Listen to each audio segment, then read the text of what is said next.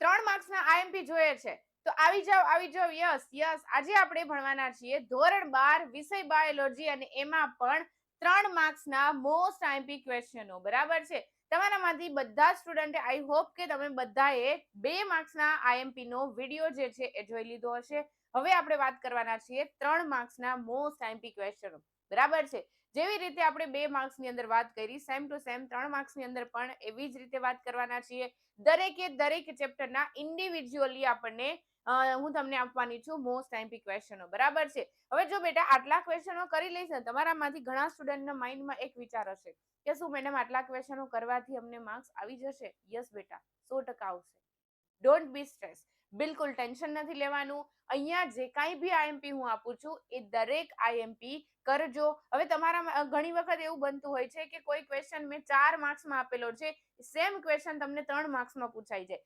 તો બેટા એ ક્વેશ્ચનોના માર્ક્સ બદલી શકે પરંતુ ક્વેશ્ચન એનો એ જ રહેવાનો છે. અથવા તો બની શકે કે તમારી બોર્ડની એક્ઝામમાં જે ક્વેશ્ચન હું અહીંયા આપું છું એ ક્વેશ્ચન થોડુંક બદલાઈ જાય. સેન્ટેન્સ બદલાઈ જશે પરંતુ ક્વેશ્ચનનો આન્સર બદલાવાનો નથી. તો ટોપિક જે છે એ ટોપિક સેમ રહેશે પરંતુ ખાલી ને ખાલી ક્વેશ્ચનની જે ડેફિનેશન છે અથવા તો ક્વેશ્ચનનું જે સેન્ટેન્સ છે એ બદલાઈ જશે.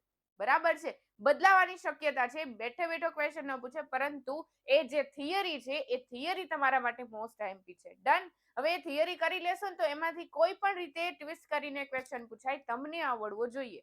ઓકે. તો એક એક કરીને બધા જ ચેપ્ટર આપણે જોવાના છે. તો એના માટે પહેલા તો તમારા ફ્રેન્ડ મિત્ર સાથે વિડીયોની લિંક શેર કરી દેજો અને સાથે સાથે વિડીયોને લાઈક કરવાનું ભૂલશો નહીં.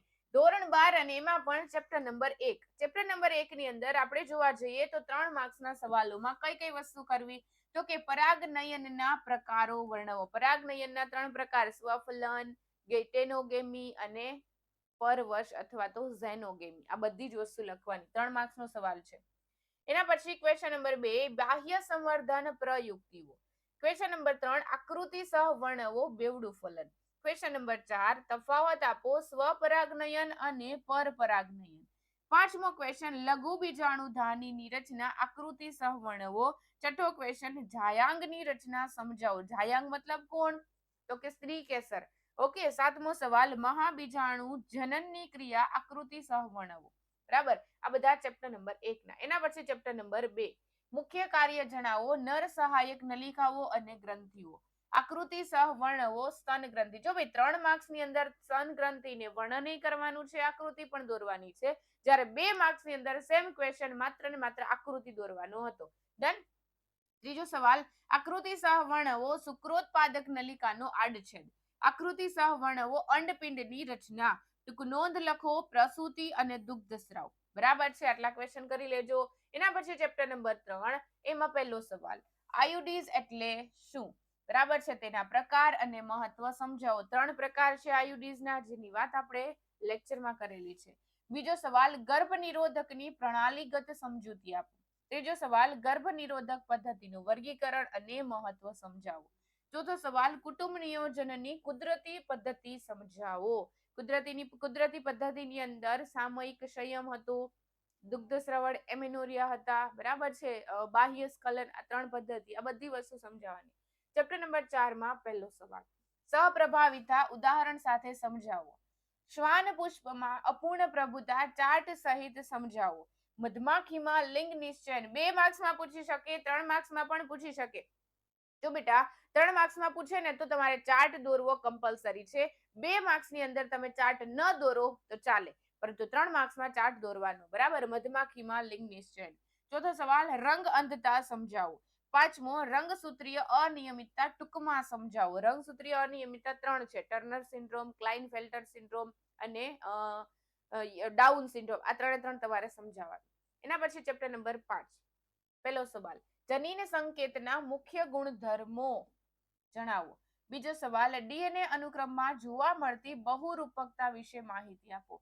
ત્રીજો સવાલ લેક ઓપેરોનની આકૃતિ સહ સમજાવો. ચોથો સવાલ ડીએનએ ફિંગરપ્રિન્ટની ક્રિયાવિધિ સમજાવો. પાંચમો સવાલ એચજીપી ના લક્ષ્યાંકો વર્ણવો. બરાબર છે. એના પછી ચેપ્ટર નંબર 6 સમમૂલક અંગ એટલે શું? ઉદાહરણ આપો. બીજો સવાલ, કાર્ય સદસ્ય અંગો પર ટૂંક નોંધ લખો. અશ્મિ એટલે શું, તેના પુરાવાઓ આપો. અશ્મિના પુરાવાઓ બે રીતે આપતા હતા, બરાબર છે. હાર્ડી વેનબર્ગ સિદ્ધાંતની માહિતી આપો. આખો સિદ્ધાંત લખવાનો છે સમીકરણ સાથે. ડન. એના પછી ચેપ્ટર નંબર 7. પહેલો સવાલ, દૂષિત પાણી દ્વારા થતા રોગ જણાવો. હાથી પગો રોગ થવાના કારણ જણાવો. જન્મજાત પ્રતિકારકતાના પ્રકારો જણાવો. ચોથો સવાલ, સ્વપ્રતિકારકતા સમજાવો. પાંચમો સવાલ, કોઈ પણ 3 નશાકારક પદાર્થની માનવ સ્વાસ્થ્ય પર થતી અસર સમજાવો. છઠ્ઠો સવાલ, બંધાણી વિશે માહિતી આપો. સાતમો, લસિકા અંગ વિશે માહિતી આપો. આઠમો સવાલ, દાદર સમજાવો. નવમો સવાલ, સામાન્ય શરદીનો ફેલાવો સમજાવો. બધા જ સવાલો તમારા માટે મોસ્ટ આઈએમપી છે. એના પછી ચેપ્ટર નંબર 8. સૌપ્રથમ એન્ટીબાયોટિક પેનિસિલિનની શોધ અનાયાસે થઈ હતી એ સમજાવો. વૈજ્ઞાનિક કયા હતા? તો કે એલેક્ઝાન્ડર ફ્લેમિંગ નામના વૈજ્ઞાનિકે. સુએજ ટ્રીટમેન્ટ પ્લાન્ટની દ્વિતીયક અથવા તો જૈવિક સારવાર સમજાવો. ત્રીજો સવાલ, બાયોગેસ પ્લાન્ટ વિશેની માહિતી આપો. ચોથો સવાલ, જૈવિક ખાતર તરીકે સૂક્ષ્મજીવનો ઉપયોગ જણાવો.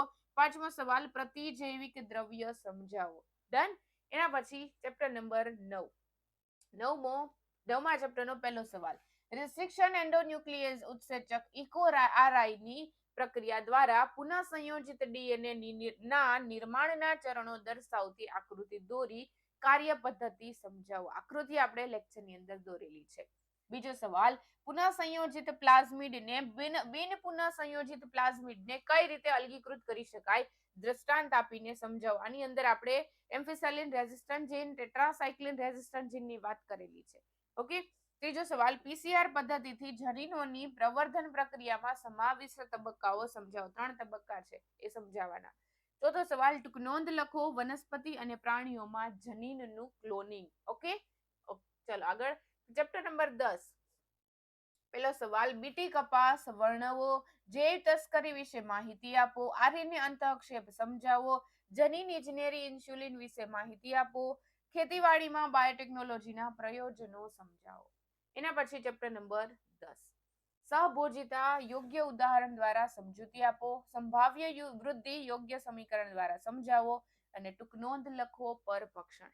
જો ભાઈ ચેપ્ટર નંબર 11, 12, 13 આની અંદર ખાસ કરીને 11 અને 13 આ બંનેમાંથી 3 માર્ક્સના સવાલો પૂછાય છે ઓલવેઝ. તો બધા જ ક્વેશ્ચનો કરી લેજો. ચેપ્ટર નંબર 12, નિવસન તંત્ર એટલે શું, તેના પ્રકાર જણાવો. ઉત્પાદકતા સમજાવો. વિઘટનના તબક્કા વિશેની માહિતી આપો. જૈવભારના પિરામિડ સમજાવો. અને છેલ્લું ચેપ્ટર નંબર 13, વિદેશી જાતિના અતિક્રમણ દ્વારા જૈવ વિવિધતાને થતું નુકસાન ઉદાહરણ દ્વારા સ્પષ્ટ કરો. બીજો સવાલ, નવસાન સંરક્ષણ અભિગમ સ્પષ્ટ કરો. ત્રીજો સવાલ, અક્ષાંશીય ઢોળાંશ સમજાવો. ચોથો સવાલ, જાતિ વિસ્તારના સંબંધો વિશે માહિતી આપો. પાંચમો સવાલ, જૈવ વિવિધતાની નુકસાનીના કોઈ પણ 3 કારણોની ચર્ચા કરો. અને છઠ્ઠો સવાલ, તફાવત આપો સ્વસ્થાન અને નવસ્થાન સંરક્ષણ. ક્લિયર? આ થઈ ગયા 3 માર્ક્સના મોસ્ટ આઈએમપી ક્વેશ્ચનો. બરાબર છે.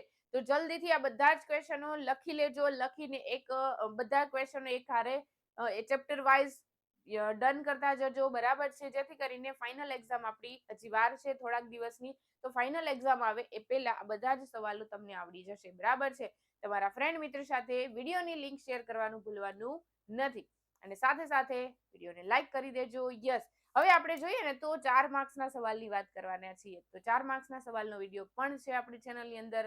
તો ફટાફટ એ વિડીયો પણ જોઈ લેજો. અને તમારામાંથી ઘણા એવા સ્ટુડન્ટો હશે કે જે લોકોએ 2 માર્ક્સનો સવાલનો હજી વિડીયો નથી જોયો. તો જલ્દી 2 માર્ક્સના સવાલનો પણ વિડીયો આવી ગયો છે. એ પણ જોઈ લેજો. અને સાથે સાથે એ વિડીયોને પણ તમારા ફ્રેન્ડ મિત્ર સાથે શેર કરજો.